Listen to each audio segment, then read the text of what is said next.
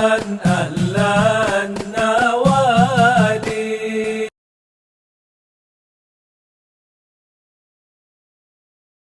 Assalamualaikum warahmatullahi wabarakatuh. Mau bertanya Habib soal hutang piutang. Kita memberi hutang tersebut kepada seseorang dan kita sudah memberikan batas waktu atas hutang tersebut.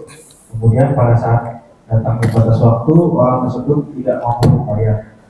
Kemudian yang mengutangi itu mengikhlaskan hutang tersebut.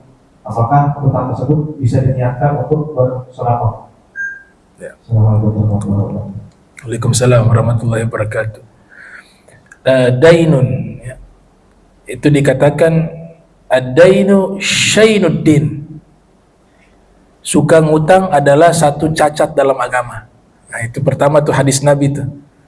Ad-dainu syainuddin. Suka berhutang adalah kecacatan di dalam agama. Artinya ini suka atau punya kebiasaan memang hobi suka pinjam-pinjam, itu gak bagus.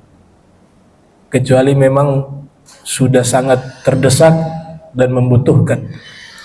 Nah, sehingga di sini ulama mengatakan pahala meminjamkan uang dengan pahala sedekah lebih besar pahala meminjamkan. Kullu ma'rufin shadaqah. Setiap kebaikan adalah sedekah. Nah, kenapa pahala meminjamkan itu lebih besar dibanding pahala sedekah? Karena ketika ada yang meminjam, itu umumnya ya, yang ini yang orang benar nih, dalam keadaan sangat terdesak dan sangat membutuhkan bantuan. Sehingga yang kita berikan itu sangat tertolong bagi dirinya, maka pahalanya besar. Kalau sedekah yang kita berikan, kadang-kadang kita berikan kepada orang yang memang tidak butuh. Kita kasih, dia mampu kadang-kadang, atau dia memang tidak butuhkan. Nah, makanya di situ ketika meminjamkan harta kita kepada orang yang meminjam, itu pahalanya lebih besar. Karena itu, dia pasti dalam keadaan terdesak dan sangat butuh. Nah, sehingga di sini dikatakan wala tubtilu sadaqatikum bil manni wal adza. Dengan syarat jangan kita batalkan pahala tersebut, pahala sedekah dan pahala meminjamkan uang dengan mengungkit-ungkit atau memberikan dengan cara menyakitkan hati. Di orang banyak begini, kamu pinjam uang, ambil sana, ada. Itu kan dia malu, itu pahalanya hangus. Karena dia mengiringi pemberian itu dengan menyakiti hati. Atau mengungkit-ungkit. Masih pinjam 2 juta, 10 tahun dia masih ingat terus. Kamu ingat gak? 10 tahun yang lalu saya kasih pinjam 2 juta. Kamu ingat gak? Dia ngungkit terus. Allah katakan, jangan kalian batalkan pahala sedekah kalian dengan mengungkit-ungkit dan menyakiti. Bil manni wal adza. Jadi, orang tersebut ketika dia tidak lagi meminta-minta haknya dia punya, yang bayar utang kan hukumnya wajib. Makanya yang punya utang ini jangan dulu banyak sedekah deh, bayar utang dulu. Jangan sosok bayar sedekah dulu, sedekah sana sedekah sini, utang masih banyak, bayar utang dulu. Iya, itu yang wajib tuh.